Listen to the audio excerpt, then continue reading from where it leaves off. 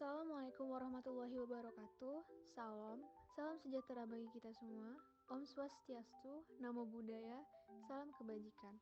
Kami dari kelompok 2 RBL TPB 1, Institut Teknologi Sumatera, izin memperkenalkan diri.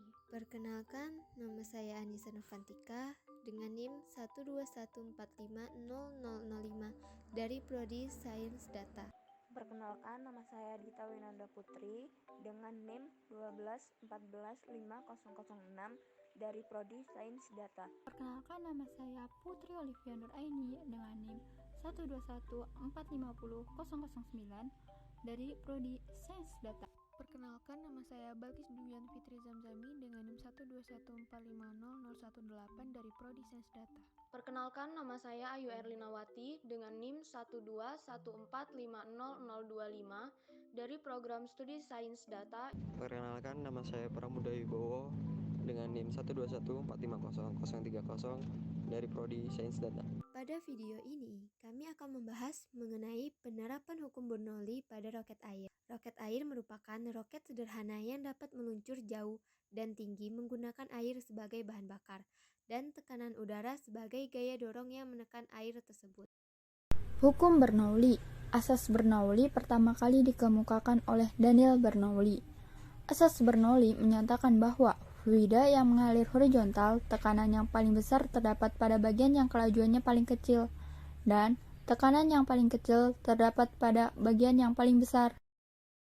Jadi, semakin besar luas penampang, maka kecepatan fluida semakin kecil dan tekanannya semakin besar.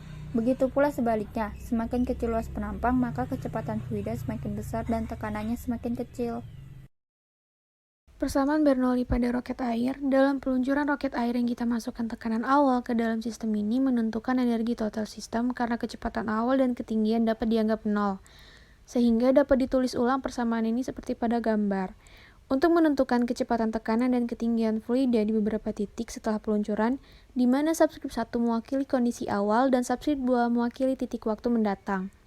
Setelah botol diluncurkan, air akan mulai keluar melalui nozzle karena tekanan di dalam botol akhirnya P2 akan menjadi sama dengan tekanan atmosfer yang jauh kurang dari tekanan awal P1. Oleh karena itu, kita tahu bahwa energi kinetik dan energi potensial untuk sebagian besar sudut peluncuran harus meningkat untuk mengkompensasi hilangnya energi tekanan. Dalam pembuatan roket air memerlukan alat dan bahan. Alat yang kita gunakan adalah gunting dan pompa ban. Sedangkan bahan yang kita gunakan adalah botol bekas, lakban, kardus, dopban, dan karet ban.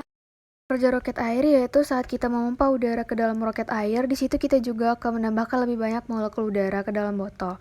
Molekul udara ini menekan dinding botol dan menghasilkan tekanan.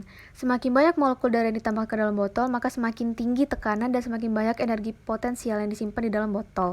Setelah tekanan cukup atau energi potensial telah ditambahkan ke botol, maka yang tersimpan memaksa udara dan air keluar dari botol dalam bentuk dorong.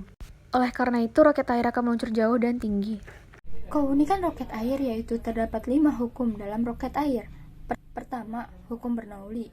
Kedua, hukum Pascal. Ketiga, hukum hidrostatis. Keempat, hukum 3 Newton. Dan kelima, hukum kekekalan momentum. Sedangkan, kelemahan roket air yaitu kurang aman bila digunakan di daerah yang kurang luas dan padat penduduk, seperti kompleks perumahan, karena roket air menggunakan pemberat ketika diluncurkan, dan ketika jatuh ke bumi dengan energi yang lumayan besar, kemungkinan dapat melukai orang atau melubangi atap rumah.